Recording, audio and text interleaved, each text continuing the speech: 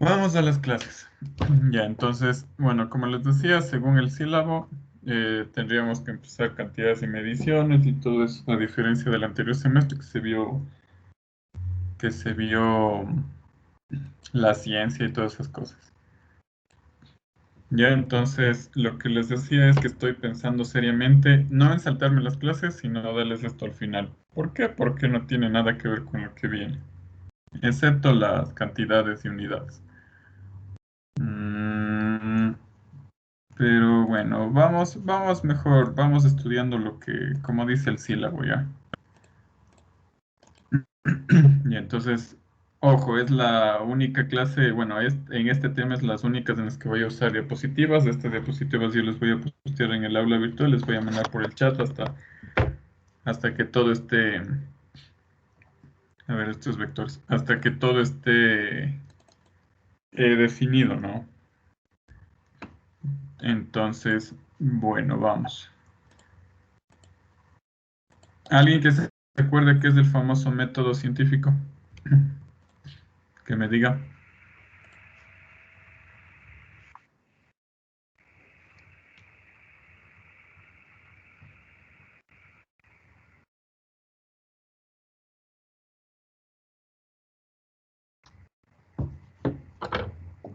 ¿Alguien? Googleen entonces, ¿qué entienden por el o en qué consiste el método científico?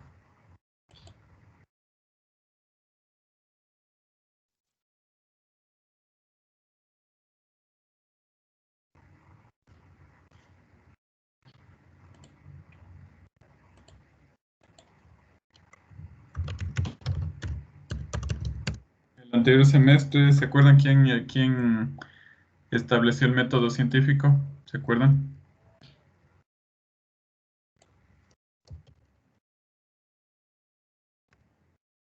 Fue Galileo. ¿En qué siglo?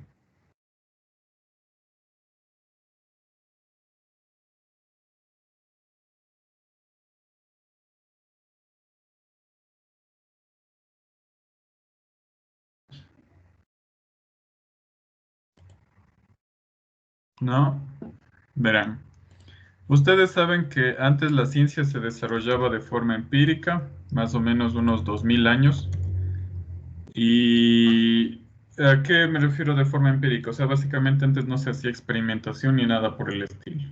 Solamente lo que la gente como que letrada o media sabia de ese tiempo decía, eso era y punto. Entonces, más o menos por el siglo XVII, Galileo Galilei, ¿qué es lo que hizo o dijo? Él dijo, bueno, ¿saben qué? Estamos investigando mal, dijo. No estamos haciendo bien las cosas. Entonces, él dijo que el desarrollo de la ciencia como tal debe ser de forma sistemática, o sea, debe hacerse de forma ordenada. Entonces,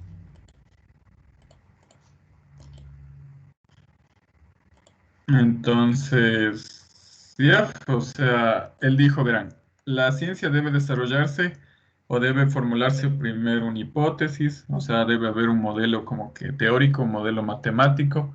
Luego de eso ustedes tienen que hacer cálculos teóricos y esos cálculos teóricos luego tienen que ir a validar. Sí, eso, ahí es porque si ustedes se fijan, desde 1700 hasta acá, o sea, ¿qué les digo? Ha pasado el tiempo, pero, o la tecnología se ha desarrollado a lo bestia, ¿no? Y es justamente por el tema de la forma en la que se empezó a investigar. Entonces, vamos a ver, dice el método científico. Es un conjunto ordenado de pasos basado en la lógica y sentido común. Bueno, el tema del sentido común yo discuto porque a veces el sentido común no es tan obvio, ¿no? Entonces yo pensaría que va más o está más relacionado a la lógica, ¿sí? O sea, tienes que hacer cosas, lo que tú dices tiene que verificarse, lo que tú dices cómo pasa, lo que pasa en el mundo real tiene que de alguna manera responder tu modelo matemático, ¿ya? Dice, nos ayuda a progresar en el objetivo de entender el funcionamiento del universo, y eso es correcto. ¿Por qué? Porque, por ejemplo, cuando nosotros establecemos ecuaciones, establecemos modelos matemáticos, eso nos permite predecir, ¿no es cierto? Nos permite hacer cálculos, nos permite ir cachando. Por ejemplo, imagínense, antes, cuando yo qué sé, alguien descubrió el fuego, o sea, solo sabías que si rascas dos cosas, generas una chispa y esa chispa, yo que sé, cae en paja seca y eso se enciende, ¿no es cierto? Y ya tienes fuego. Entonces, ahora, ¿qué es lo que dirías? Verás, el fuego se genera por el efecto de fricción, ¿sí? Entre dos superficies. La fricción genera calentamiento y eso genera un chispazo, que a la final es una variación de voltaje. Esa variación de voltaje cae en un combustible y bueno, el fuego se genera con la presencia de un combustible y un comburente. Tiene que haber oxígeno, caso contrario no se genera el fuego y dependiendo de la capacidad calórica o la capacidad de inflamabilidad del objeto, se tiene una llama de tal intensidad y todas esas cosas. ¿Ya? Entonces, eso es lo que nos ayuda el método científico. ¿Ya? Y obviamente lo que el método científico, lo que tú concluyes de tus estudios, tiene que ser probado, reprobado y también se puede hacer predicciones y reproducciones. ¿Tiene alguna pregunta tal vez?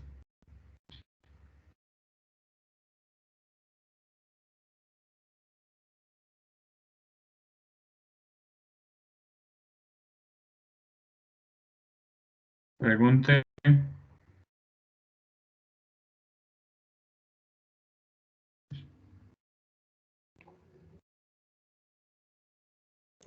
Ya, preguntarán. Aquí están los pasos del método científico, o sea, básicamente cómo se supone que se debería investigar, ¿no? O sea, cuando ustedes hagan cualquier cosa, la sugerencia es que ustedes sigan estos pasos. Entonces, veamos. Primero tienes que observar, o sea, tienes que ver un fenómeno que te gusta estudiar. Por ejemplo, yo que sé, Sir Isaac Newton dijo, ve esa manzana cómo se cae, ¿no? Entonces, tienes que observar y ver algo que sea de tu interés y eso vas a estudiar. Luego tienes que formularte una pregunta, tienes que decir por qué, o sea, por qué la manzana cae. ¿Qué genera que la manzana caiga? O sea, antes de que se descubra el efecto de atracción gravitacional y todo eso no se sabía nada, ¿no? Solo decías, ah, si yo le dejo el objeto que se cae y punto. No sabía por qué, no sabía razón ni causa de nada, ¿ya? Luego, ¿qué tienes que hacer? Tienes que generarte una hipótesis. Ustedes en geometría aprendieron a hacer hipótesis, entonces empiezas a suponer, tú dices, a ver, yo creería que hay algo en la Tierra o hay algo debajo que le jala, como una mano invisible puede ser. Esa es tu hipótesis. Una vez que tú generas la hipótesis, empiezas a generar modelos matemáticos, ¿no? Ves variables, por ejemplo, dices, a ver, ¿será que el viento influye? ¿Será que el viento no influye? ¿Será que influye que sea de día? ¿Será que influye que sea de noche? Las horas en el día, o sea, cosas de esas. ¿Sí? Entonces, tú generas modelos matemáticos y empiezas a hacer cálculos. Y luego, de todos esos cálculos que tú hiciste, te toca ir a la vida real a ver si es que es cierto. ¿Sí? Ves si es que es cierto o si es que no es cierto. Y por último, concluyes. Dice, ¿sabes qué? Lo que yo supuse está bien, lo que yo supuse no está bien. Entonces, digamos que acepta, o sea, cumple lo que tú dijiste, entonces ya eso se vuelve, por ejemplo, una ley, una teoría, un postulado, un principio. Pero en cambio, si es que no le da, o sea, si es que resulta que no tiene nada que ver lo que salió con respecto de lo que tú pensabas que pasaba, entonces te toca volver a repetir, o sea, tienes que volver tal vez desde la observación o hasta la hipótesis, ¿sí? Entonces, este es de los pasos del método científico. Todos estos pasos son pasos generales que se utilizan para el desarrollo del conocimiento, ya sea para las ciencias físicas, químicas, las que vos quieras. O sea, tienes que empezar de esta forma, ¿sí? Eso es el método científico, gracias a eso es lo que nos hemos desarrollado bastante.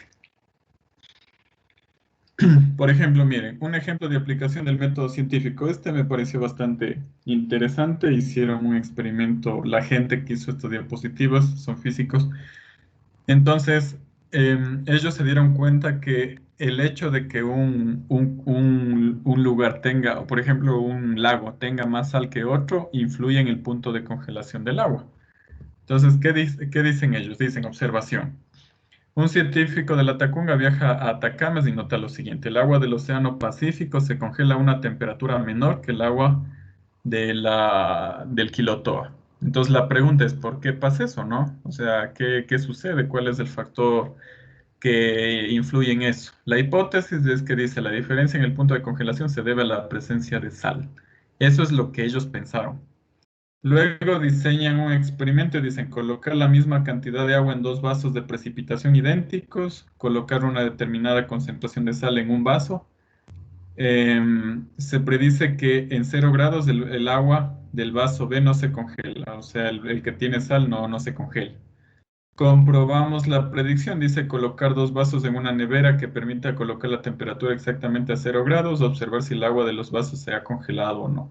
Básicamente lo que tienes que hacer es una validación, ¿no? Porque ponte y te salió el experimento de pura coincidencia y chiripazo, como se dice.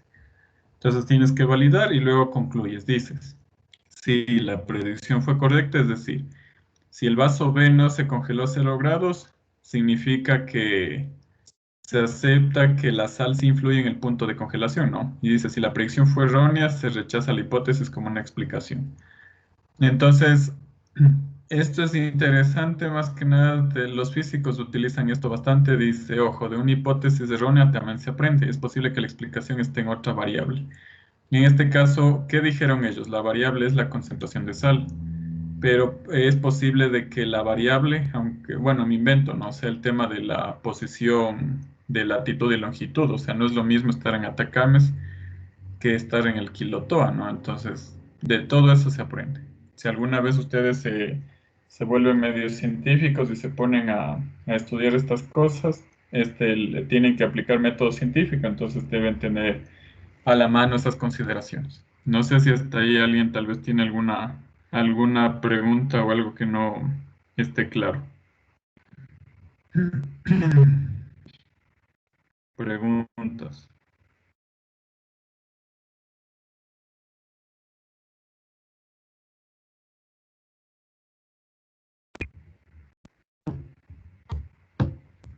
¿Algo que no esté claro?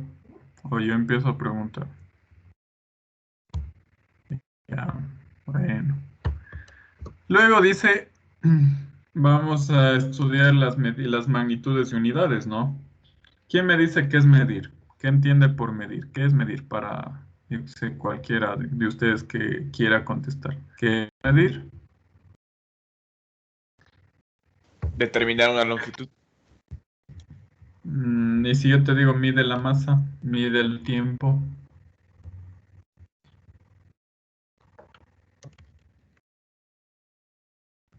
Sí, se puede determinar una magnitud. No, pero vuelvo a preguntar, ¿qué es medir? Ahí está, incluso en la Es diapositiva una está. cantidad, Mande. es una cantidad. Medir, en serio, no. Medir es un proceso, es un verbo. Es un proceso de comparación entre dos medidas. Exactamente. Ya, medir es comparar dos cosas de la misma naturaleza. Por ejemplo, digamos que tú tienes un hermano gemelo, ¿no? Y te mides, o sea, te paras al lado de él y dices, ¿sabes qué? Yo soy un poco más alto o un poco más bajo que tú. ¿Qué estás haciendo? Tú te estás comparando con él, donde estás usando como patrón referencial a tu hermano, ¿sí? Por ejemplo, cuando se mide longitudes, ¿qué es lo que estás haciendo? Estás comparando, o sea, tú llevas un flexómetro, ¿no es cierto? Y ese flexómetro le superpones a otro lado, o sea, yo que sé, un pilar, a una vara, y le estás comparando, estás diciendo qué tanto del uno tiene el otro, o sea, qué tanto se parecen o qué tanto divergen, ¿sí? Eso es lo que estás haciendo, estás comparando. Entonces, por ejemplo, aquí dice, toda medición tiene asociada una incertidumbre. Estas incertidumbres pueden ser aleatorias o sistemáticas según su origen. ¿Qué entienden ustedes de incertidumbre? ¿Alguien?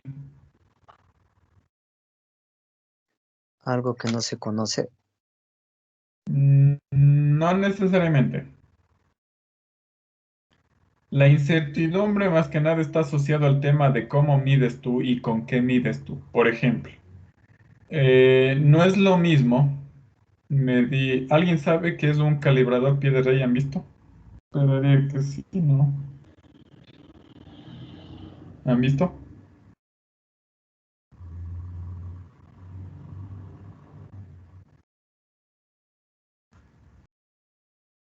¿Alguien ha visto un calibrador pie de rey? Bueno, un calibrador pie de rey es un instrumento de medida que les permite tener medidas más exactas y precisas. O sea, por ejemplo, ¿cuál es el mínimo valor con el que puedes medir con un flexómetro? ¿Quién me dice? Flexómetro o metro, ¿no? Hay gente que le conoce como metro. ¿Cuál es el mínimo valor que puedes medir con un metro? No, un Milímetros. flexómetro. Milímetros. Exactamente. La mínima unidad de medida es el milímetro. En cambio, por ejemplo, de un calibrador pie de rey, la mínima unidad al que puedes llegar es según la apreciación, puede ser una o dos milésimas, bueno, hasta centésimas de milímetro puedes llegar. Hay otros más aniñados que llegas a milésimas de milímetro. Entonces, depende mucho, sí, depende muchísimo de con qué midas. Por ejemplo, déjenme, les dejo de compartir y les comparto la pizarra.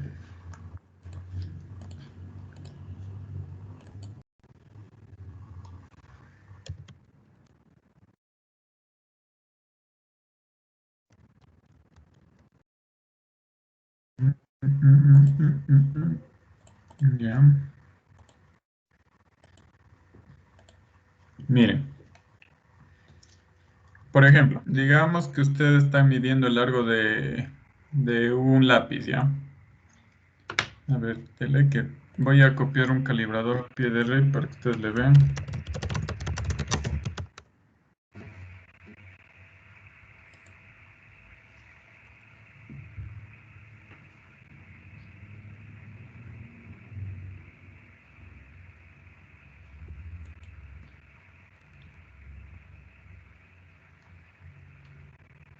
Yo supongo que ustedes sí han utilizado, o han visto, solo que ignoran el nombre nada más. Miren, este es un calibrador pie de rey. Se utilizan en las mecánicas, los torneros, todos ellos.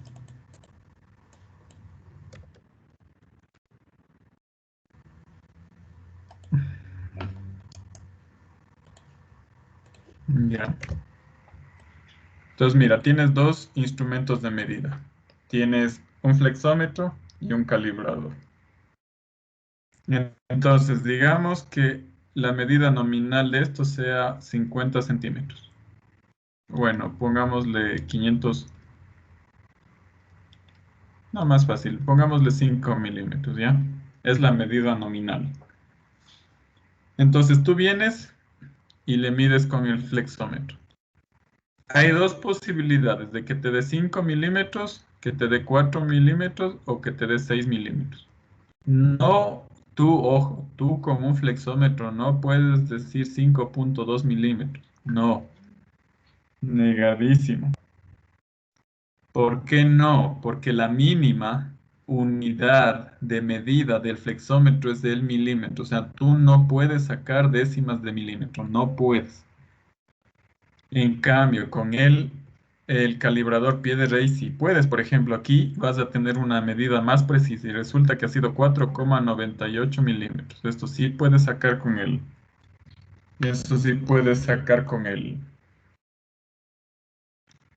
el calibrador.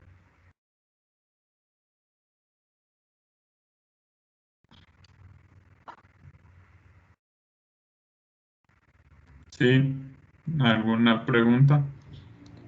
Ahora, la incertidumbre radica de muchos factores. Por ejemplo, ponte y viene tu pana y dice, a ver, trae, yo mido, viene y él saca 4,96. Viene otro man y dice, no, esto está mal, es 4,95. O sea, empieza a haber errores, incertidumbre de la medida. Sí, o por ejemplo, viene una persona, no sé si les ha pasado, cuando a veces ustedes andan en modo vagos, tienen, digamos que esto es lo que tienes que medir, ¿no es cierto? Vienes y han visto, por ejemplo, que los maestros carpinteros o los albañiles cogen y le ponen el flexómetro así. Entonces, miren, por geometría esta hipotenusa va a ser más grande y se va a hacer 7 milímetros.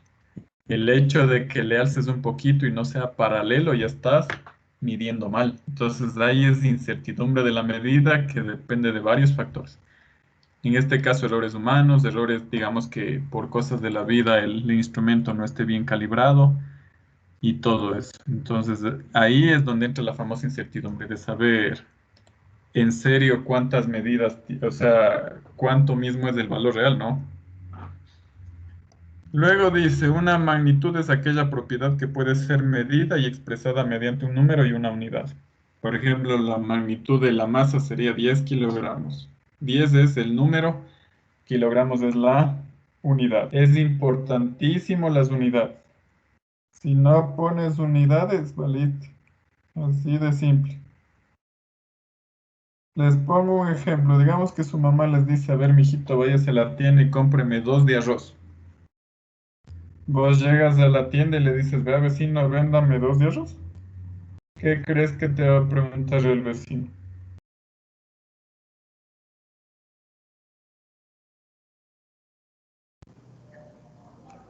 ¿Dos qué? Exacto. Quiere 2 pepitas, quiere 2 libras, quiere 2 kilogramos, quiere 2 arrobas, quiere qué? 2 quintales, quiere 2 camiones. Por eso es súper importantísimo las unidades. Tiene que tener el número y la unidad, si no, no vale. No, no vale. Hay 7 magnitudes fundamentales de la física. ¿Cuáles son? Bueno, nosotros utilizamos el sistema internacional que está relacionado con el segundo, el kilogramo y el metro, la candela, el amperio, o sea, todo eso. A ver, denme un segundo. Ahí está. Estas son las 7 magnitudes fundamentales en física. La longitud, sí, en el sistema internacional sería el metro, nosotros usamos metros. Sistema inglés es el pie, la pulgada, todo eso. La masa, el kilogramo. El tiempo usamos como unidad del segundo. La temperatura es del Kelvin, sí. En otros sistemas es del Rankine, el Celsius no entra en ninguno. La intensidad de corriente es el amperio, la intensidad de luminosa o de luz es la candela y la cantidad de sustancia es de la mol. Son las 7 magnitudes fundamentales de la física, son las 7. De hecho, nosotros tenemos las magnitudes físicas derivadas, ¿sí? ¿Quién se acuerda del anterior semestre que era una magnitud física derivada?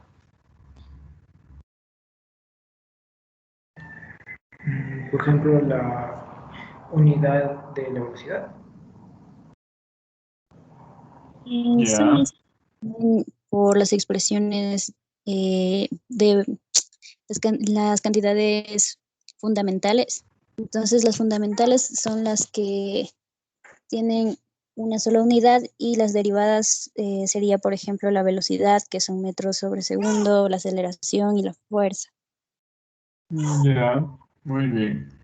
Las cantidades físicas fundamentales son aquellas que son las re básicas, ¿no? Por ejemplo, a mí nunca me gusta definir cosas como qué es el tiempo, qué es la temperatura, no, porque es difícil definir algo re básico en función de algo más básico, porque simplemente no hay.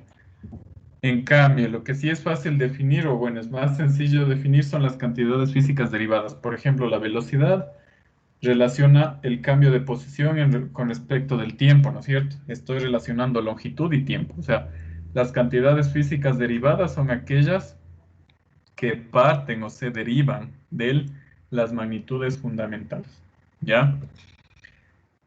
Estas constantes, más que nada es por conocimiento general, la constante de Stefan Boltzmann, que eso se utiliza para radiación, el número de Avogadro que se utiliza en química, la carga elemental, que permite cuantificar la carga eléctrica, la constante de Planck, la velocidad de la luz en el vacío, que eso es, bueno, se aproxima a 3 por 10 a la... Bueno, déjenme ver cuánto está. 2 sería 3 por 10 a la 9, ¿no? No, a la 8. 3 por 10 a la 8 metros sobre segundos, que es al que se aproxima. Entonces, eso.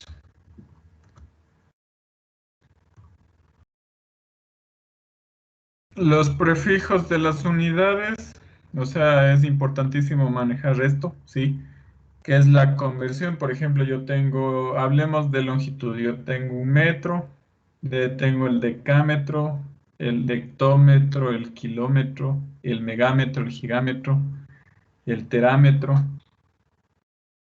Hablando en decimales, tendría el decímetro, el centímetro, milímetro, micrómetro, nanómetro, picómetro, femtómetro, ¿sí? Normalmente en física de prepo lo más aniñado a lo que vamos a llegar es a trabajar con nanómetros y kilómetros. Con mega, giga y tera no. La verdad no hay ejercicios de ese tipo, pero es importante conocer, ¿no?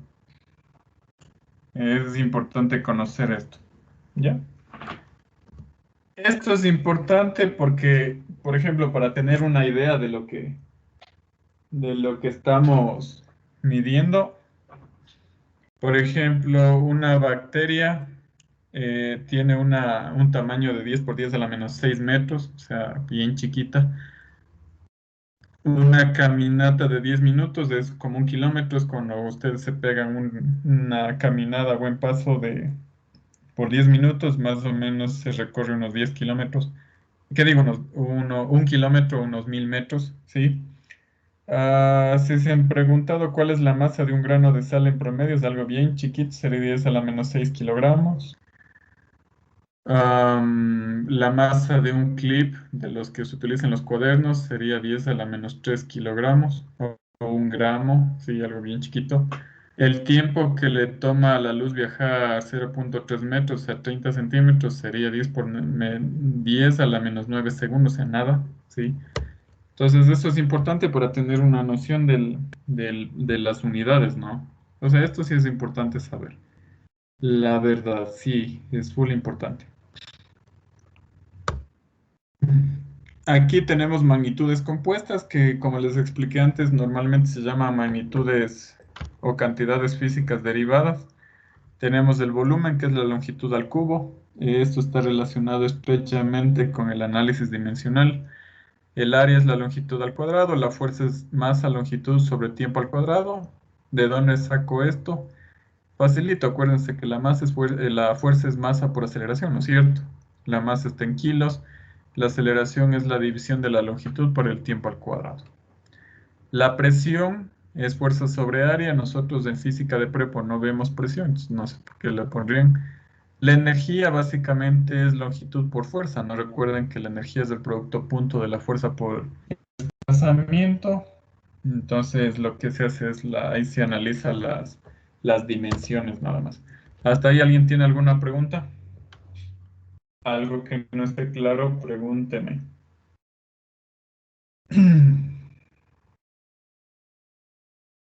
Pregunte, porfa. Ya, muy bien. Deme un segundo. Creo que voy a acabar muy rápido esto de las famosas 6 horas. No sé qué quieran que se haga. Bueno, no importa. Bueno, si acabamos antes, mejor. Empezamos a estudiar vectores. Más rápido. Ya. Vamos ahora a hablar de los instrumentos de medida, ¿no? Bueno, ahí están las características, pero en sus propias palabras, ¿quién me dice para qué sirve un instrumento de medida? En resumen.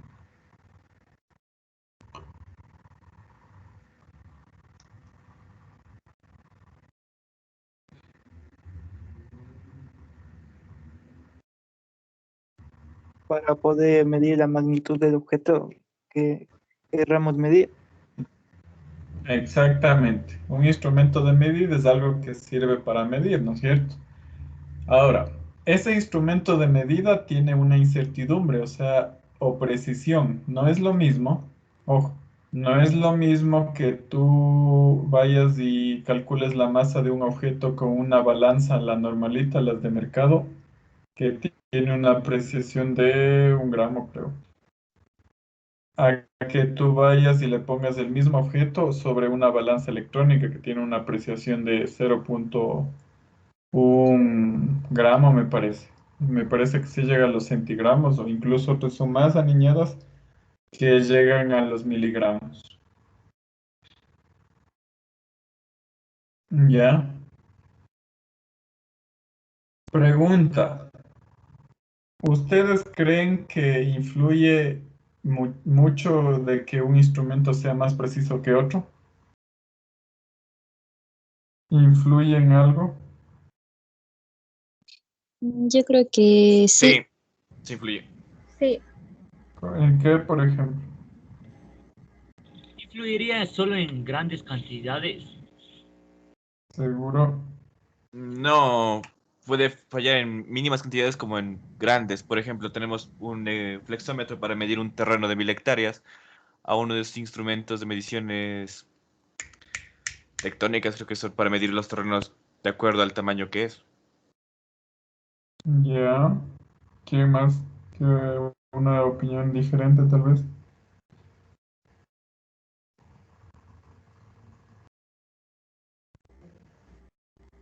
también una diferencia entre la precisión.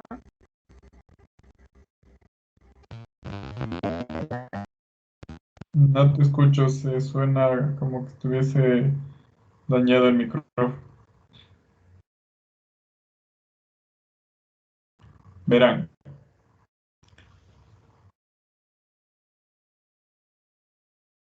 el instrumento de medida, ojo con lo que les voy a comentar. El instrumento de medida se elige en función de lo que necesitas. Por ejemplo, como dijo su compañero, si tú vas a medir un terreno, un estadio de fútbol, ¿llevarías un calibrador? ¿Un medidor láser llevarías? No, porque es más, coges y lanzas soga y con soga puedes medir ya. No necesitas un cálculo exactísimo de la cancha de fútbol, ¿no? Ahora, mismo ejemplo, digamos que tú tienes que medir un microchip. ¿Podrás medir eso con soga o con algún flexómetro? ¿Sería recomendable? No se No, utiliza. Inge. No, No, no no es sería cierto. Más Son cosas que necesita de alta precisión, o sea, no es que puedes coger la regla y medir y listo, ¿no? Ahí necesitas medidores láser, ahí necesitas calibradores pie de rey, cosas bien sofisticadas, un micrómetro, todo eso. O sea, ese estudio sí es bien, bien sofisticado. Entre más preciso, ojo, entre más preciso sea el instrumento, más caro es.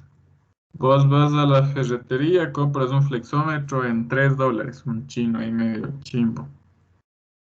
Vas a la misma ferretería y compras un calibrador pie de rey. Pero ese calibrador se cuesta, si es uno bueno, hay calibradores desde unos $100 hasta unos 2.000, $3.000, si no es más. Entonces, entre más preciso quieres ser tú en las mediciones que tienes que hacer, más plata te va a costar. Entonces, cuando tú necesites hacer alguna medición, tienes que hacerte la pregunta, ¿necesito alta precisión o no? Porque ya cuando te toque gastar y pagar de tu bolsillo tremendos valores, ahí dices, chuta, vamos a medir nomás con el flexómetro. Ya. Hablando de eso, los instrumentos de medida tienen que estar calibrados. Por ejemplo,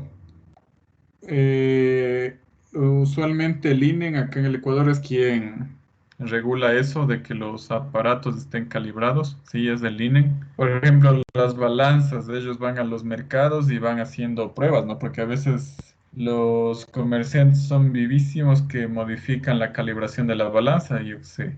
Tú pones, pides una libra de pollo, ellos te pesan. Ojo, la palabra pesar está mal dicha, pero es una palabra común que entendemos, entonces voy a usarla.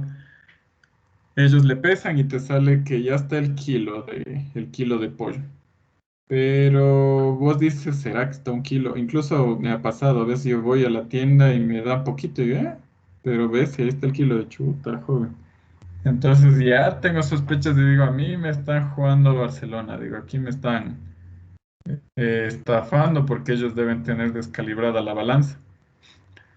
Entonces el INEN es el ente regulador, al menos acá en el Ecuador, que va haciendo esas inspecciones. O sea, ustedes han de haber visto que a veces llegan al mercado y les van cerrando, les van quitando los balances porque están descalibrados. ¿Cómo se calibran los instrumentos de medida? Por ejemplo, las balanzas se calibran en función de los patrones, ¿sí? ¿Qué es un patrón? Un patrón es algo que alguien cogió aleatoriamente y dijo, esto va a ser un kilo. Es como que ustedes van a la cocina, se encuentran por ahí una funda de sal, lo que está en la funda dicen, a ver, este va a ser mi patrón de medida y esto va a ser 1 kilogramo y punto. O sea, eso es lo que el sistema que ustedes van a utilizar.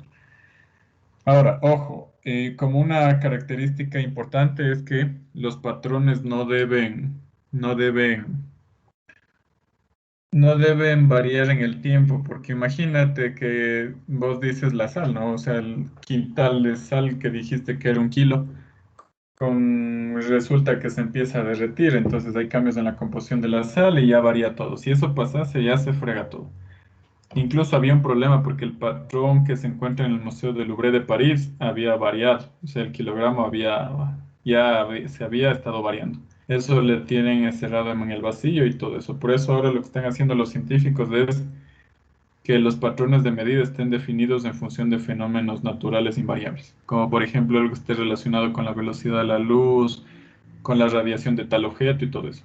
¿Sí? Entonces, de tal forma que no cambie, porque imagínate estar cambiando cada rato lo que es 1 kilo, ¿no? Por si acaso. ¿Qué más hay en estos diapositivos? Vean que irán anotando por si acaso, no vean que estoy hablando más que de lo que está aquí.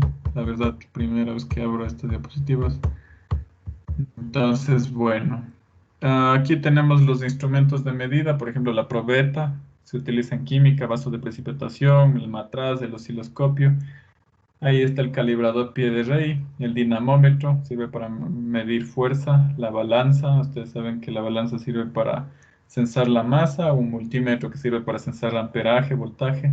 Son los instrumentos de medida, en este caso de la poli, ¿no ve? Justo los de la poli. Están viejitos, pero sí espero que funcionen y estén calibrados. De esta forma es como se mide con un calibrador pie de rey, ¿sí? A ver, voy a tratar de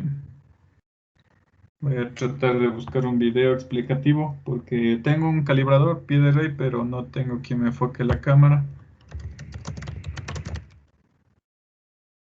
Entonces les voy a mandar un video.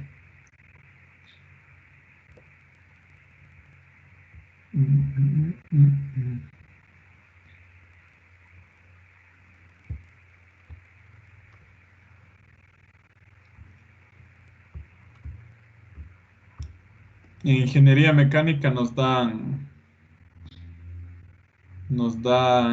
una materia solamente que se llamaba metrología. Entonces ahí nos enseñaron a medir todas estas cosas, o sea, a utilizar estos instrumentos. Y antes en el laboratorio de física de la ULI les mandaban a hacer un calibrador medio casero, ¿no? Hasta Don Byron se puso a vender calibradores. ¿Quién? No creo que le conozcan a Don Byron, pero era un señor de las copias. Entonces, veamos, déjenme ver un video. Esto sí me interesa que ustedes vayan entendiendo.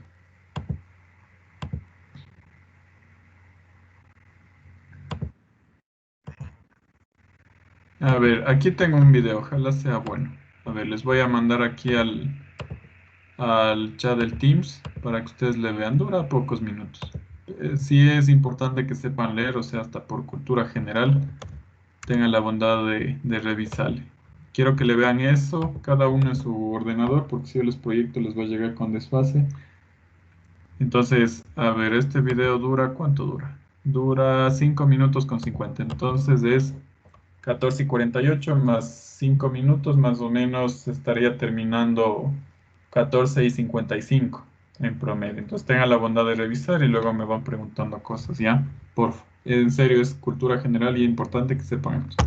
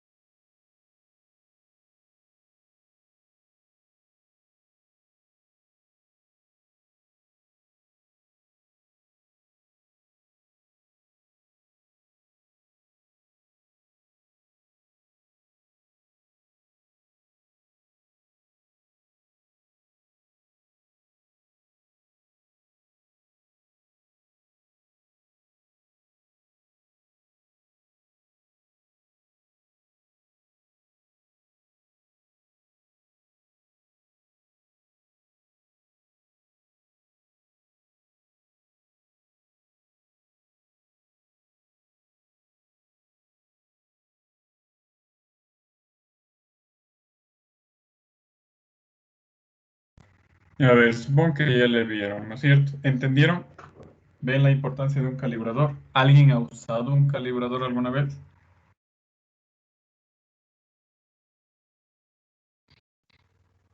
¿Alguien? ¿No? ¿Entendieron cómo se usa el calibrador? A ver, voy preguntando. A ver, tengo a alguien al que tengo al frente. A ver, Artur Mateo Villarreal. ¿En qué utilizarás un calibrador, por ejemplo? ¿Para medir qué? Eh, Pueden ser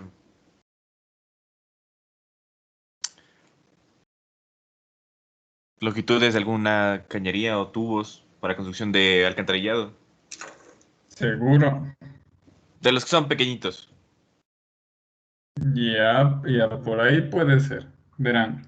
Por ejemplo, ¿alguna vez alguien ha usado torno? ¿No? ¿Sí? ¿Alguien es de algún colegio técnico?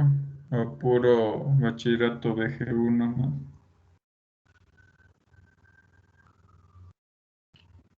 Bueno, si alguna vez cogen un torno, en un torno puedes hacer ejes, ¿no es cierto? Entonces, si te mandan a hacer un eje de 25 milímetros, te van a poner ahí una tolerancia. Si mandas un poco más grande de 25 milímetros, ya no entra en el hueco en el que vayas a poner. Si le mandas menos, o sea, más chiquito de 25 milímetros, va a quedar flojo. Entonces, por ejemplo, cuando necesitas hacer productos de alta precisión, como ejes o agujeros, se utiliza como medidor un calibrador pie de rey o algo un poco más sofisticado. Hoy en día hay los medidores láser. Pero, por ejemplo, si estás haciendo algún tema de albañilería, que digo, de ingeniería civil en la casa, o sea, basta con un flexómetro, ¿no? Más que sea más que sea más que sea le adaptas o le haces algo, ¿ya? Deme un segundo, por favor.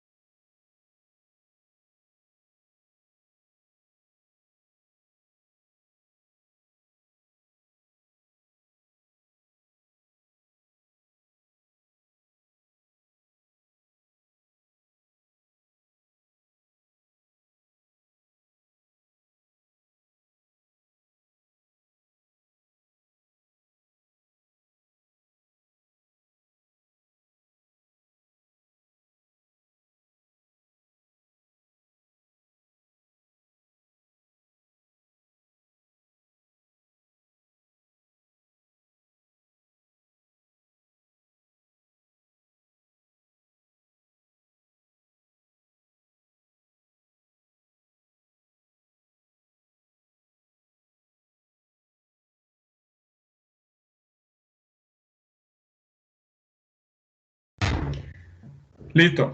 Disculpen.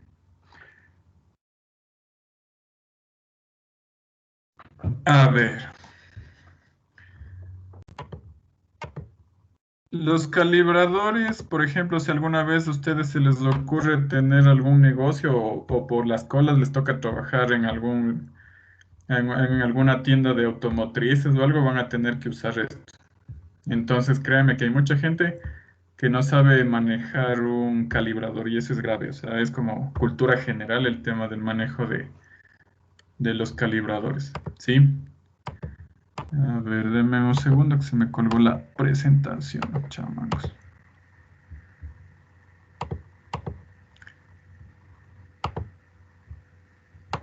A ver.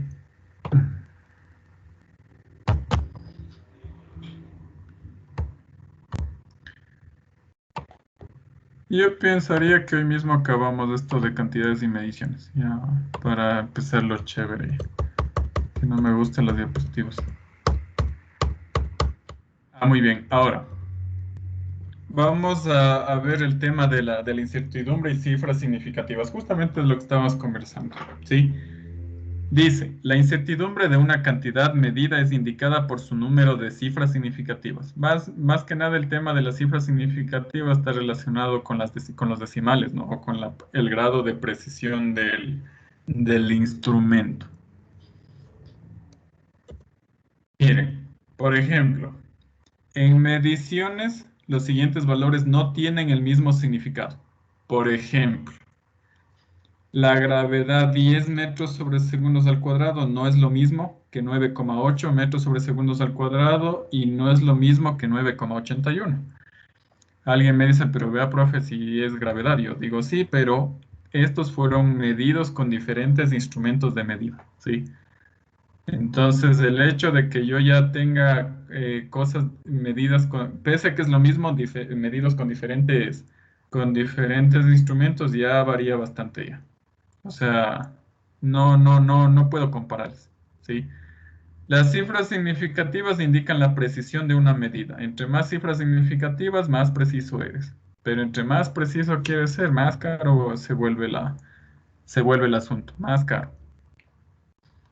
Entonces, aquí tenemos ejemplos de las cifras significativas. Por ejemplo, todos los números diferentes de cero son significativos. Ahí tenemos un ejemplo de 65 metros. Dice que tiene dos cifras significativas. Todos los ceros entre dos cifras significativas sí son significativos. En este caso, por ejemplo, el 0.405 tiene tres cifras significativas. Hay veces en las que la gente solo coja los números y no le parabola al cero. Entonces, el 4, el 0 y el 5 sí son cifras significativas. Luego dice, todos los ceros que se encuentran al final de un número son cifras significativas si al menos uno está después del punto decimal. Miren aquí. Tiene tres cifras significativas. ¿Sí? Ojo. Ahí dice, pero 70.0 es 70. O sea, sí, pero si así te da el instrumento de medida, tiene tres cifras significativas. ¿Sí? Eso tengan cuidado. Eso, por ejemplo, a diferencia de acá arriba. Acá arriba dice 65 metros secos. Pero si estuviera 65,0, entonces ahí ya no tiene dos, sino tres. Ojo con eso. Dice, los números enteros producto de un conteo exacto tienen infinitas cifras significativas. Sí, por ejemplo, 3 bloques. Yo que digo 20 lápices. ¿Por qué se dice que tienen infinitas cifras significativas? ¿Quién me explica? ¿Alguien que se le ocurra por qué?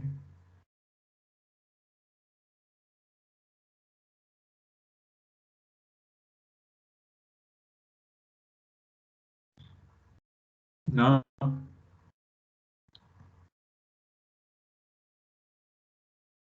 ¿Puedes contar medio bloque? No, ¿no es cierto? Tiene que ser un bloque o 0 bloques. No hay medio bloque, no hay medio lápiz, no hay nada. O sea, es 1 o 0. Dices 20 libros. O sea, hay 20 libros. No puedes decir, es que ahí está medio libro. No hay chance. Esto es conteo exacto. O hay o no hay. Por eso es que tienen infinitas cifras significativas. Porque en este caso vas a tener el dato preciso. Siempre vas a tener el dato preciso. Tienes 3 libros, punto. Son 3 libros. ¿Sí? ¿Alguna pregunta? Luego dice, los ceros al final de un número sin decimales puede tener como no puede tener cifras significativas. ¿Sí? O sea, 2000. Alguien dice, pero vea, ¿cómo le va a quitar los ceros a los 2000? Digamos que, les pongo un ejemplo, digamos que son 2000 kilogramos o 2000 gramos. Y yo puedo decir que son 200 decigramos. O yo puedo decir que son 20 hectogramos. O yo puedo decir que son 2 kilogramos. ¿Sí? No sé si me van cachando. Entonces, por ejemplo, si ustedes alguna vez tienen un número entero con ceros, ustedes escogen cuántas cifras significativas quieren que el número tenga. Así de fácil. ¿Por qué? Por el tema de lo que vimos hacia arriba de la escala. Pero para evitarse full ambigüedades, como dice aquí, es recomendable usar notación científica. Mira, en vez de tener 20.000, le pones 20 por 10 a la cuarta, nada más, más fácil. Entonces ahí tienes dos cifras significativas. ¿Por qué? Recuerden que el cero después de la coma sí cuenta como cifras significativas, como acá el ejemplo este. ¿Ya? Entonces, por ejemplo, miren, ahí tienen ejemplos de las cifras significativas. Sí. Usualmente esto cuando hacen experimentación se utiliza bastante y no. Es un tema nuevo, la verdad esto nunca se ha profundizado antes. ¿Qué les digo? Esto es súper importante, esto sí se enseñaba el anterior semestre. Dice la adición y sustracción tomando en cuenta las cifras significativas. Ojo, para sumar o restar se debe identificar el número que tenga el menor número de dígitos después de la coma. El resultado debe tener la misma cantidad de dígitos luego de la coma del decimal del término con menor cantidad de dígitos. Por ejemplo, si sumas los 0.01204 con los 304,102, tu respuesta tiene que tener 3 decimales. No puede tener más. Tiene que tener 3. ¿Por qué? Porque el número con menor decimal también tiene 3. O sea, no puedes poner... A ver, verán, voy a completarle. 0.01204 más 304,102.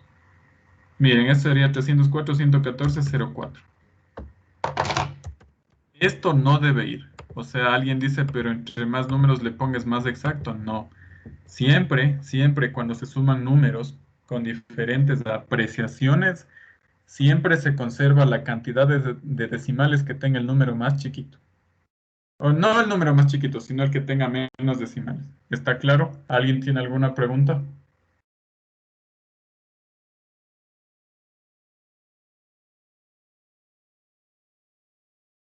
¿Algo que no esté claro?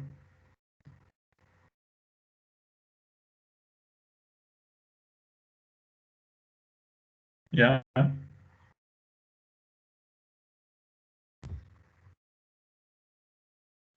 Por ejemplo, miren aquí lo que sucede.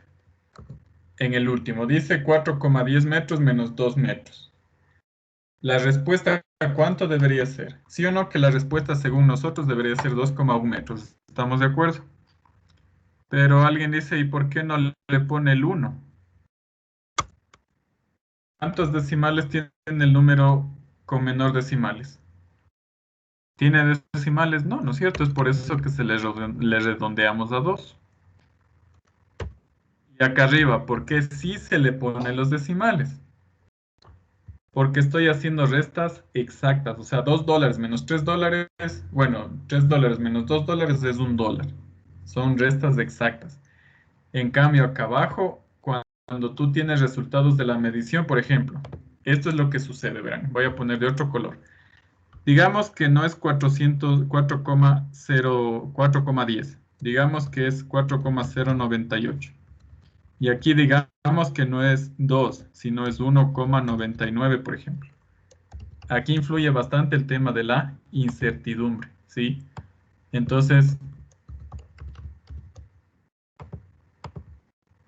aquí, por ejemplo, yo puedo aproximarle el 4098, puedo aproximarle a 410 como tenía antes. O por ejemplo, si es que yo tengo más precisión, en vez del 8, digo que digamos que sea 76. En vez del 6, digamos que sea 48 y así sucesivamente. ¿Me explico? Entonces, por eso es que cuando se hace una resta en cantidades como resultado de la medición, se respeta esta regla. ¿Sí? ¿Hasta ahí alguien tiene alguna pregunta?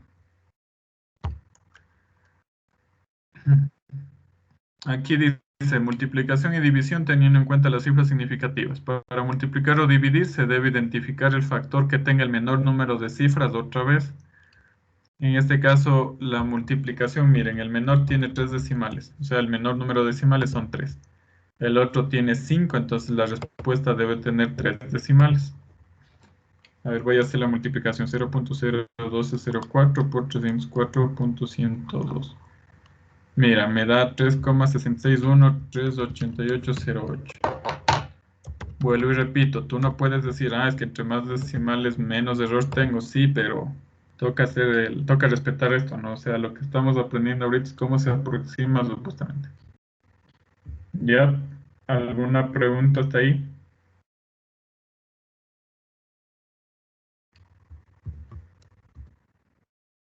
Ya, vamos a hacer el análisis dimensional.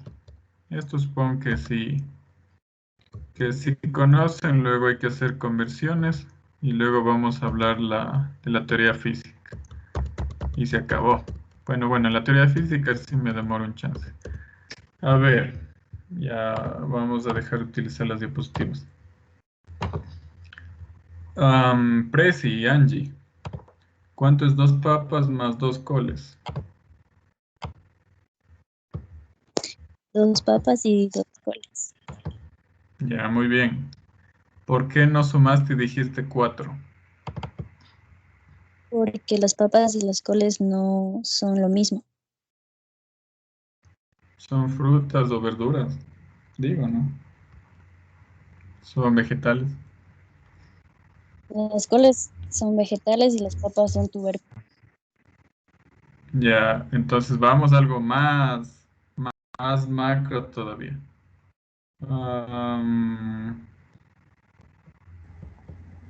Inge, Algo que está o que es más macro que... o sea, los dos son vegetales, pero no pertenecen a la misma especie, se podría decir. Ya, muy bien, muy bien. No puedes sumar cosas que sean de diferente naturaleza. Desde el punto de vista de la física, no puedes sumar dos cosas que tengan diferentes dimensiones. Sí. Entonces, por ejemplo,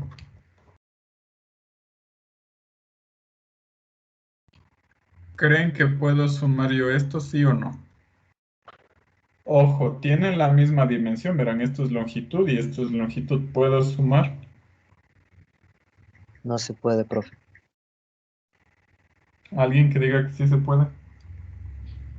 ¿Y por qué? Realizando una conversión. Exactamente. Dimensionalmente se pueden sumar. O sea, esta es longitud más longitud, ¿no? O sea, eso sí se puede sumar, restar, hacer lo que quieres. Entonces la respuesta sería sí y no. Sí porque tienen la misma longitud y no porque no tienen las mismas unidades. Entonces, cuando yo quiera sumar o restar cosas, deben estar todos en las mismas unidades. Ojo con eso. Entonces, por ejemplo, yo puedo hacer 2 metros más 2000 metros. Entonces ahí sí puedo sumar, sería 2002. O simplemente sería 2000 avos más 2. Esto me da lo que sea que me tenga que dar. 2,002. Es importante el análisis dimensional. Es full importante el análisis dimensional. El análisis dimensional me dice si lo que estoy haciendo está bien o está mal. Así de simple. Por ejemplo, miren este ejemplo. ¿Quieren hacer ustedes el ejemplo este o quieren que yo le haga directamente? Escucho ofertas.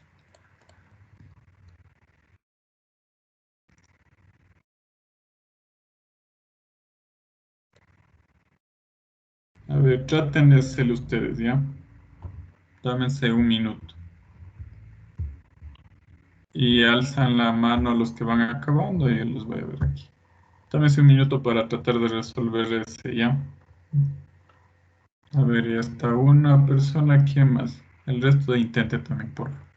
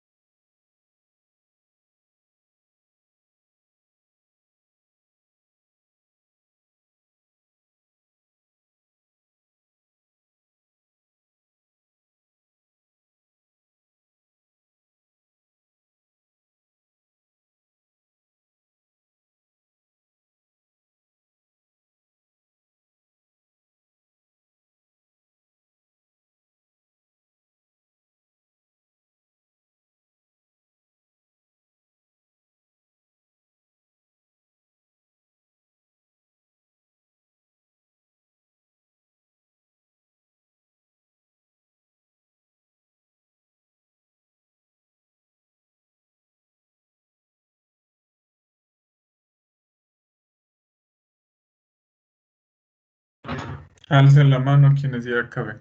Luego les pregunto.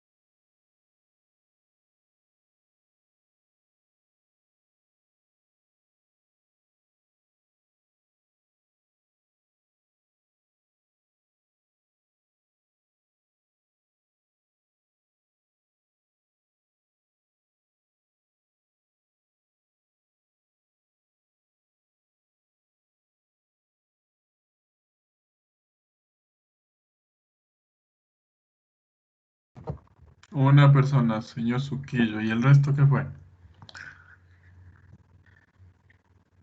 A ver, vamos resolviendo ya. ¿Sí o no? Que esa es la famosa ecuación de la posición en movimiento rectilíneo uniformemente variado. ¿Ya? ¿El X en qué unidades está? En metros. ¿Y los metros es qué dimensión tienen los metros? Es longitud.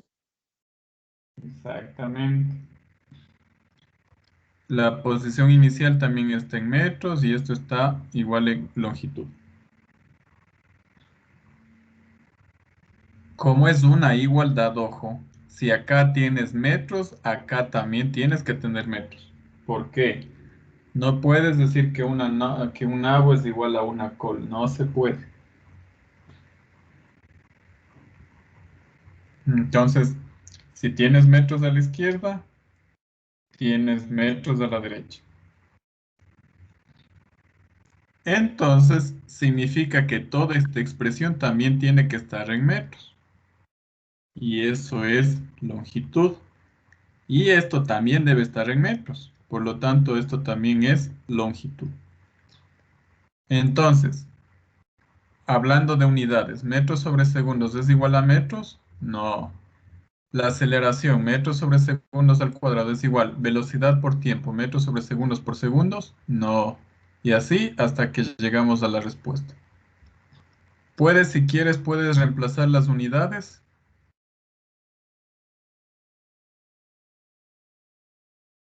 Sí.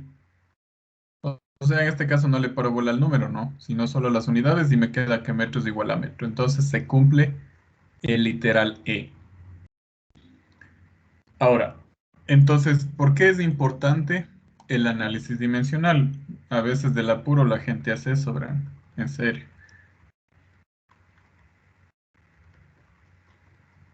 ¿Ya? Aquí ya se olvidaron el tiempo. Otros hacen del apuro, saben hacer esto. No sé ni cómo, pero yo he visto, o sea, yo he calificado. Entonces, miren, aquí ya está mal eso. Y ya, entonces, por ejemplo, si tú para saber si la fórmula que estás utilizando está bien o mal, es importante que hagas un análisis dimensional. ¿Sí? Vamos a un ejemplo más fácil todavía. La densidad a qué es igual, señor Santiago Casillas. ¿Se acuerda? La ecuación de la densidad. No me acuerdo, Inge. Ya. ¿Alguien que se acuerde? Las unidades de la densidad. Mm, masa sobre volumen. Unidades.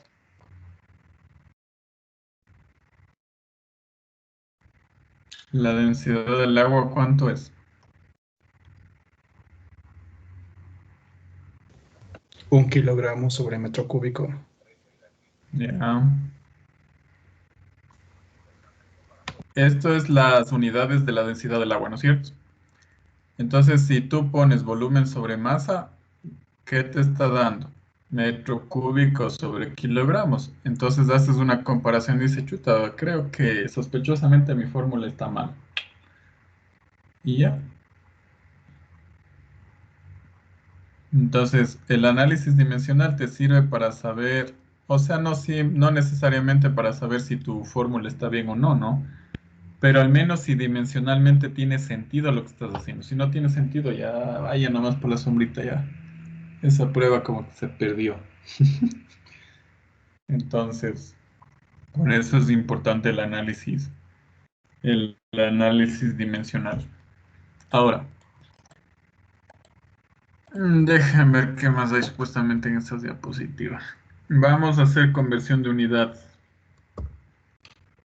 ¿Se acuerdan cómo hacer la conversión de unidades? Eso en química es clave, ¿verán? Supongo que sí, ¿no? Sí. Ya, muy bien. Entonces, por favor, tengan la bondad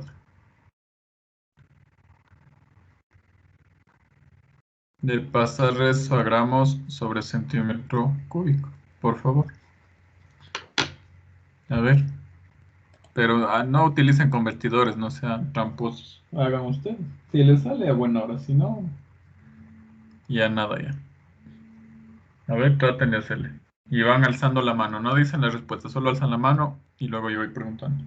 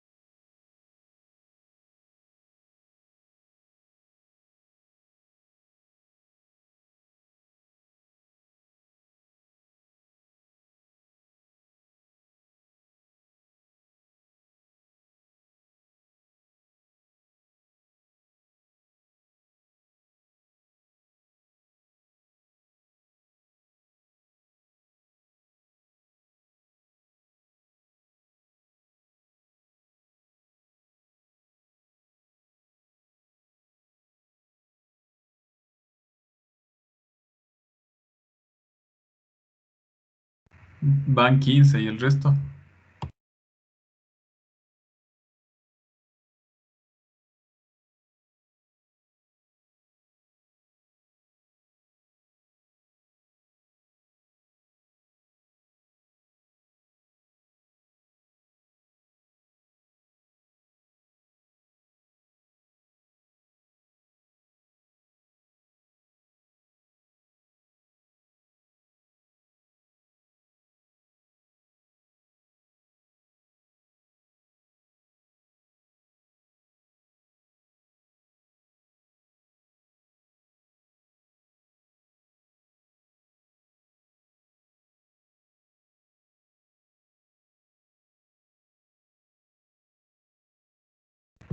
Bueno, 21 de 28 ya está más decente. Ya, muy bien.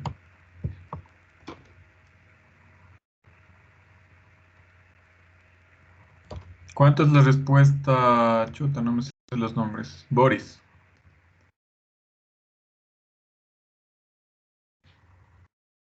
600.000 kilogramos sobre centímetros cúbicos.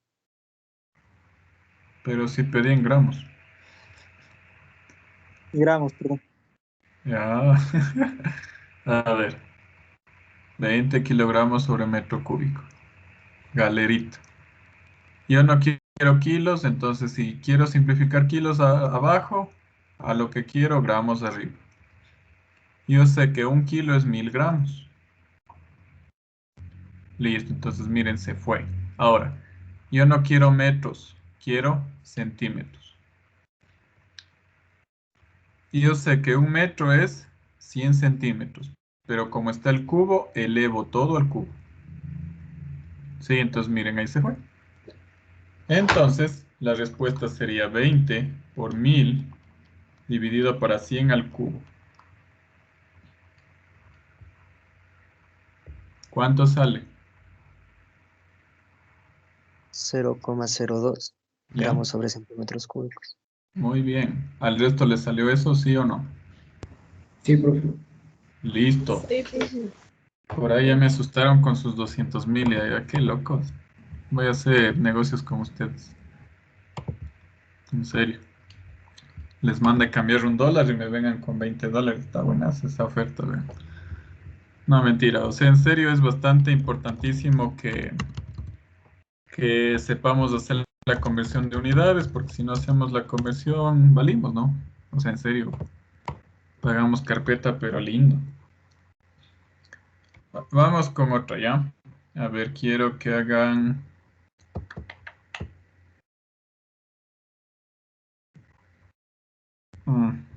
A ver, ¿qué se usa? Usualmente las de velocidades se utilizan. A ver, quiero que transformen 20 metros sobre segundos al cuadrado a milímetros por hora al cuadrado. Ya, exageremos un poco. Veamos cómo y cuánto le sale. A ver.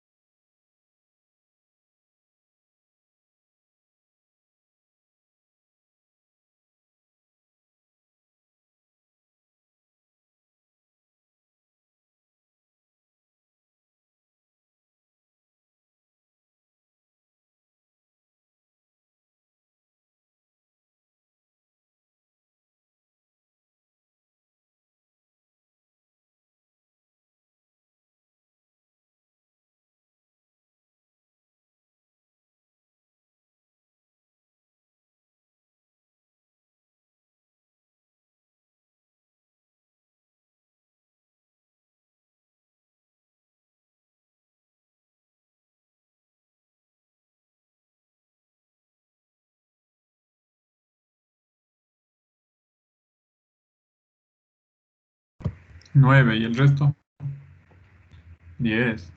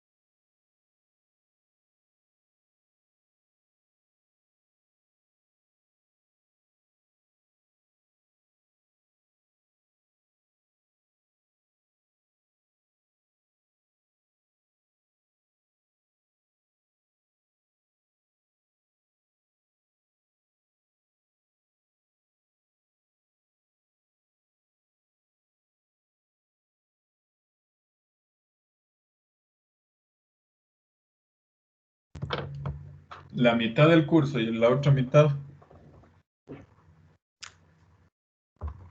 Preocupante está, vean. A ver.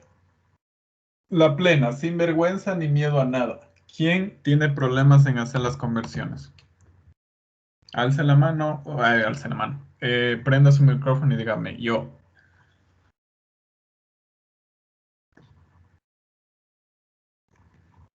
Para enseñarle. Todos dominan conversión de unidades entonces y nadie dice nada, bueno. Pero con todo voy a resolver. ¿Cuánto sale? Vamos a coger a alguien al azar. Jocelyn Noguera, ¿cuánto sale? ¿Cuánto te salió a ti la conversión?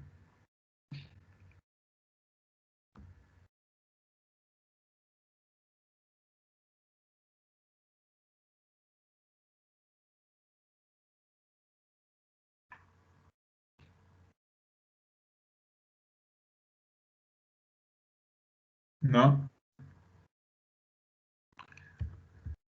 A ver, vamos con Helen. ¿Mane? ¿Me escucha?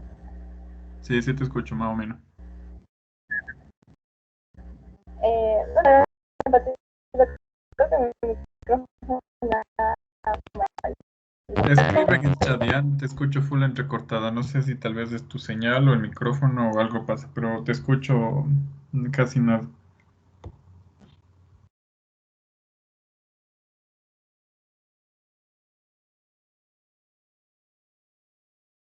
A ver, hasta eso vamos a preguntar a alguien más. Mateo Ríos, ¿cuánto te salió a ti? A mí me salió 2.592 por 10 a la 8 milímetros sobre hora al cuadrado. Ya. ¿Sale eso a alguien que no le haya salido eso? A ver, vamos haciendo ya. 20 metros sobre segundos al cuadrado. Yo sé, ¿qué no quiero? Metros. Pongo abajo metros. ¿Qué quiero? Milímetros. Pongo arriba milímetros. Inge, disculpe, parece que no está compartiendo pantalla. En serio. Qué bruto. Y ya dame 5. Ya, ahí sí. Ahí sí le ven. Lo siento. Ya. Entonces, un metro es 1000 milímetros. Segundos no quiero, arriba le pongo. ¿Qué quiero? Horas. Yo sé que 3600 segundos es una hora, pero como está al cuadrado, elevo al cuadrado ambos miembros. ¿Ya? Entonces, ahora sí, señora calculadora, haga lo suyo. Alguien dice, pero utilice la calcu para hacer la conversión. Sí, pero ¿y si no hay la calcu aniñada que nos haga la conversión? ¿Qué hacemos? 20 por 1000, 20.000 por 3600 al cuadrado me da 2.592 por 10 a la 11. ¿Cuántas cifras significativas tiene este resultado? ¿Quién me dice? 4. Exactamente, tiene 4. Y ya. En una pregunta de la prueba digo, ¿cuántas cifras significativas tiene tal valor? escoja 4, 3, 2, 1, 20, las que sean. Y ya. A ver, eso sería todo con respecto a la conversión. Más que nada, o sea, no le meto tanto como en química, porque lo más aniñado que hacemos es convertir kilómetros por hora a metros por segundo, no es lo más aniñado que hacemos. Entonces, pensaría yo que no hay problema. Si no, sin el camino veo que tal vez están equivocando en eso, yo no tengo problema en repetirles. La verdad. A ver. Ahora, veamos qué más tiene esta vaina.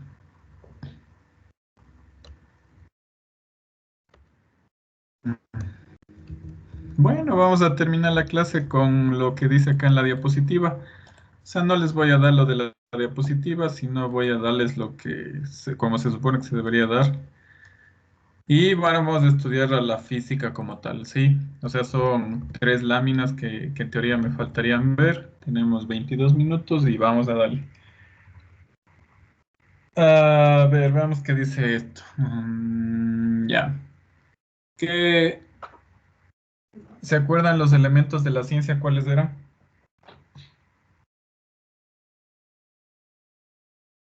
¿Cuáles eran los elementos de la ciencia? Primera clase del anterior semestre.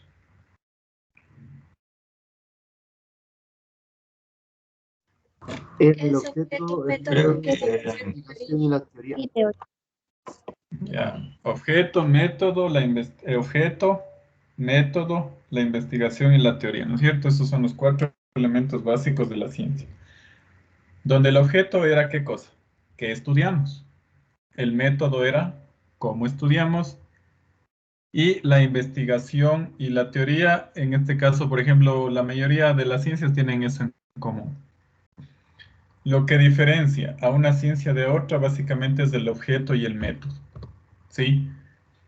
Entonces, el objeto de la física es básicamente el estudio del entorno. O sea, a la física le interesa cómo se relaciona, cómo interactúa el entorno.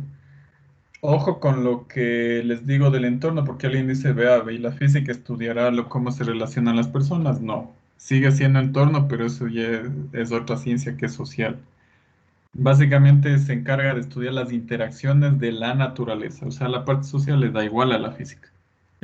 La física lo que estudia es por qué sale el sol, por qué la Tierra gira, por qué los objetos caen, por qué hace frío, por qué hace calor, todo eso, ¿sí? Ya. Para resolver los problemas de la física según esto, no le paren bola. Pero bueno, voy a dar lectura textual a ver qué dice esto. Dice, identificar los conceptos relevantes, apuntar hacia las variables y cantidades conocidas como las indique o implique el problema. Plantear el problema, escoger las ecuaciones que emplearás para resolver el problema y dibujar un esquema.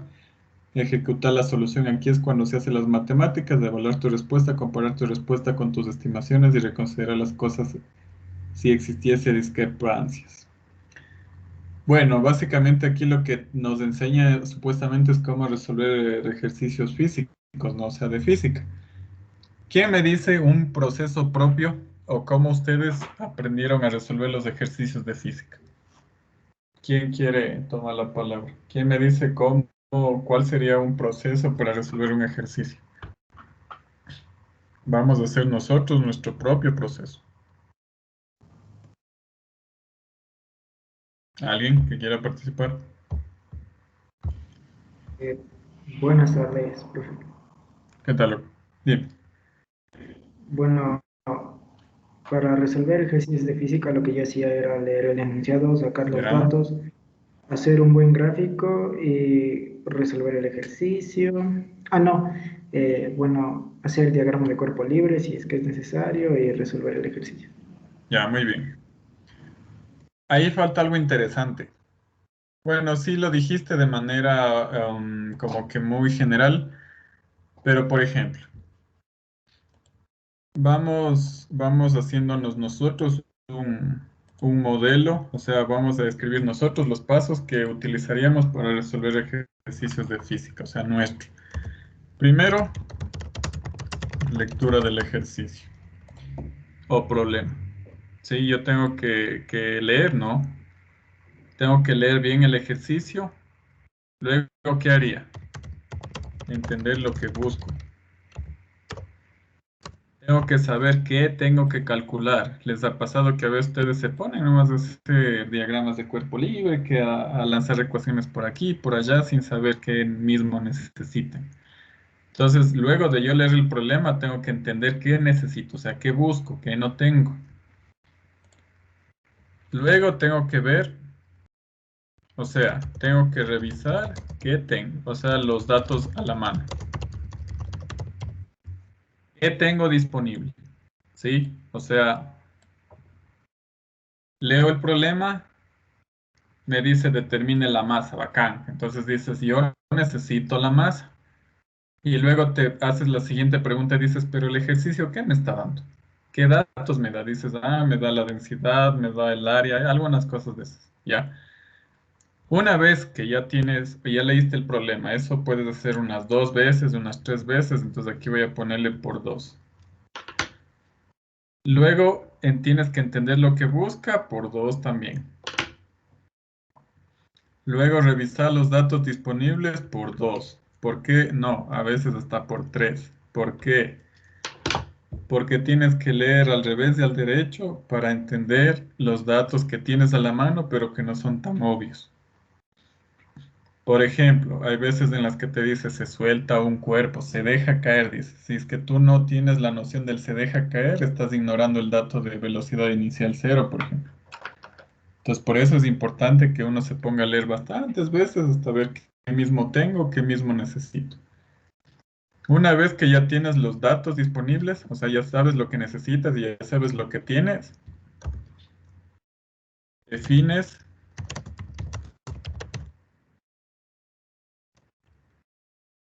un esquema mental de solución.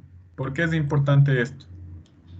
Por ejemplo, esto te puede ahorrar un montón de tiempo, porque si vos te pones a lo loco a empezar a rayar la hoja, empiezas a borrar. Por ejemplo, yo a los estudiantes les veía, no, es que borraban y borraban y borraban. Para evitar eso es importante que tú hagas un esquema mental de cómo vas a resolver. A ver, tú en la cabeza dices, bacán, yo necesito saber la velocidad final, chévere. ¿Qué datos me da? Me da la gravedad, me da el tiempo, entonces dices, a ver, lo primero que yo haría es un dibujito, chévere. Pero ¿qué dibujo hago? Hago un dibujo, estoy hablando de cinemática, voy a hacer un dibujito con una trayectoria en caída libre, chévere, ya sabes qué dibujar. Si estás en dinámica, dices, tengo que hacer el diagrama de cuerpo libre y ahí tengo que graficar las fuerzas, ¿sí? Y luego dices, a ver, ¿qué ecuaciones voy a utilizar? Así, solo en tu cabeza dices, tengo, digamos, para MRV tenía 3 ecuaciones. Digo, ¿cuál de esas 3 usaré? A ver, distancia no me da ni me pide, bacán, entonces esa no le paro bola. Debo utilizar la de posición, no, porque no me pide ni me da posición. Por eliminación, bacán, tengo que usar esa fórmula, la que tiene velocidades y la que tiene el tiempo.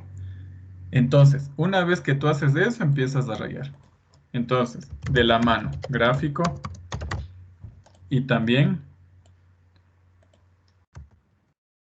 ecuaciones y la teoría. Toda la teoría y ecuaciones que te sepas o que necesites de ese tema. ¿Sí? Entonces, por ejemplo, aquí también sería voy a escoger voy a ponerle por ahí, sería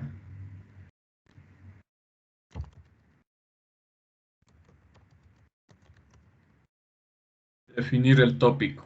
Entre eso descubres, el tópico descubres más o menos en estos 3 pasos. O sea, tú tienes que leer el ejercicio y ahí vas cachando y dices, es un ejercicio de cinemático. Y dices, es un ejercicio de dinámica. O, es un ejercicio de cinemática con dinámica y eso. O sea, pero una vez que tú vas leyendo, ¿no? Lees el ejercicio, sabes qué buscas, sabes qué tienes.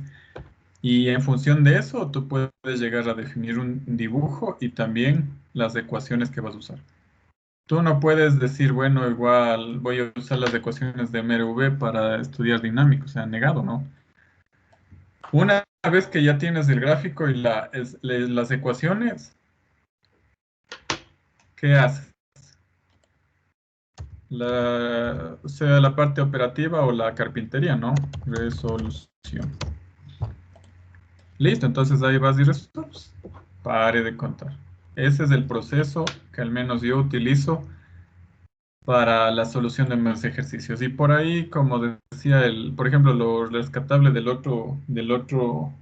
la propuesta es,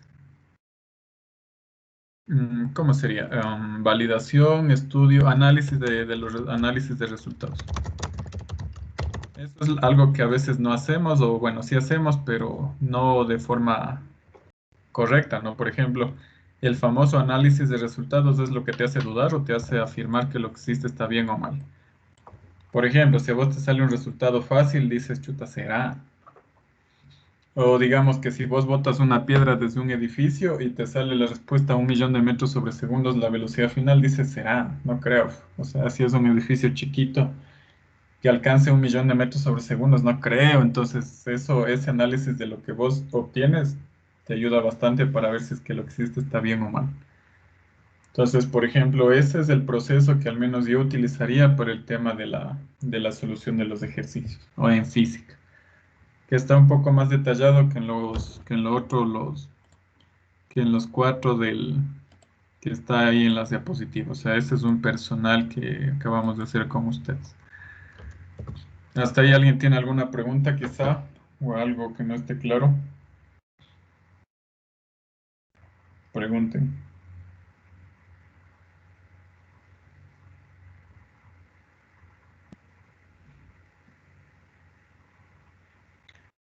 Listo. Ahora vamos a hablar como último tópico de esto, que serían los modelos ideales. Sí. Básicamente, hablar de modelos ideales significa despreciar un montón de cosas. O sea, no tomar en cuenta algunas cosas. Por ejemplo, y aquí nos da un ejemplo, eso sí me parece full interesante, de una pelota de béisbol en vuelo. Entonces,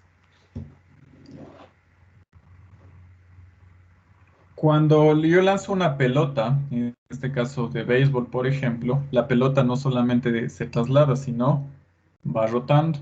Y de hecho esa rotación influye mucho en la trayectoria. Sí. Entonces, por ejemplo, para la cinemática que utilizamos en prepo, ¿alguna vez hemos tomado en cuenta la rotación de la pelota en cinemática? No, ¿no es cierto? Solo dice se lanza un objeto y ya decimos que va rectito. Otra cosa que no tomamos en cuenta es la fricción.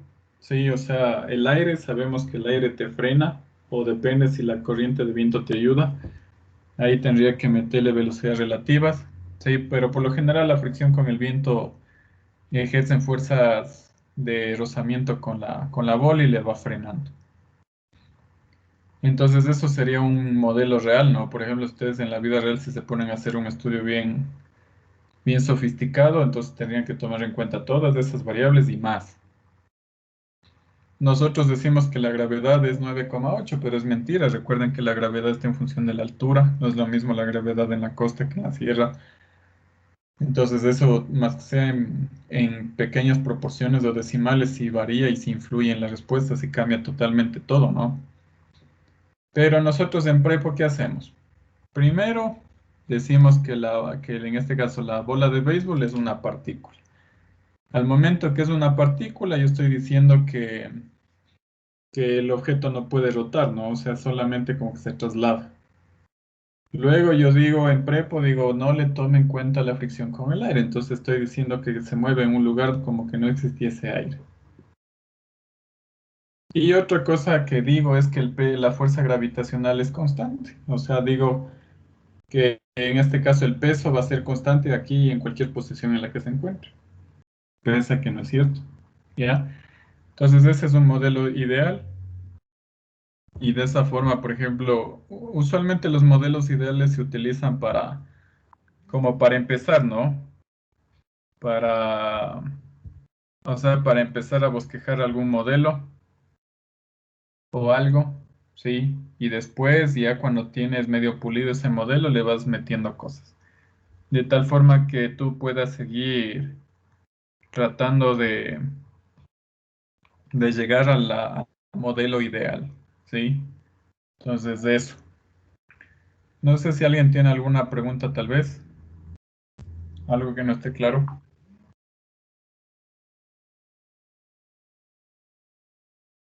Pregunten.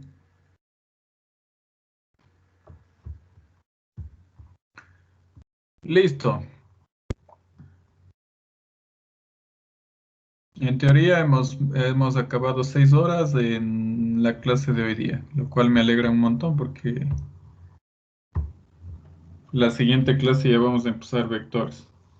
Y en eso sí planeo demorarme algunas clases porque es importante que ustedes vayan entendiendo vectores. Porque aunque no lo crean, según el sílabo, había que darles vectores en 3 clases y es un poco fregado, ¿no? Siquiera unas 4 o 5 clases para vectores. Entonces lo que hemos ganado ahora es tiempo para estudiar un poco más a profundidad vectores porque esto es pura lata nada más. Ustedes vieron que es pura lata y listo. Entonces, la siguiente clase que es cuando mañana, ¿no? Lo que vamos a hacer es vamos a empezar vectores. Sí, ya voy a crear la actividad para... Bueno, sigo configurando las aulas virtuales, estoy recopilando la información para después solo cargar. Entonces ya cuando esté el aula virtual lista y la actividad, recuerden, ustedes van a tener que dar una lección de deberes que va a estar abierto una semana y van a tener 2 intentos y la navegación es libre, o sea, todas las facilidades para que ustedes saquen la nota completa. Entonces, ya una vez que esté esta actividad subida, yo les aviso. Ya, entonces, eso jóvenes, creo que sería La la actividad clase va a de... ser de, Inge, la ¿Cómo? actividad va a ser de esta clase de hoy o de Claro. vectores. No, no, no. Cada tema tiene su evaluación, entonces hay evaluación de esta clase. Igual ya les voy a mandar las Ya, Inge. diapositivas, que se supone que en base a eso está hecho las preguntas. ¿Ya? Entonces, bueno, si no hay más preguntas, eso sería todo, jóvenes. Nos vemos el día de mañana. Tengan una buena tarde y suerte en sus clases. Gracias, Inge.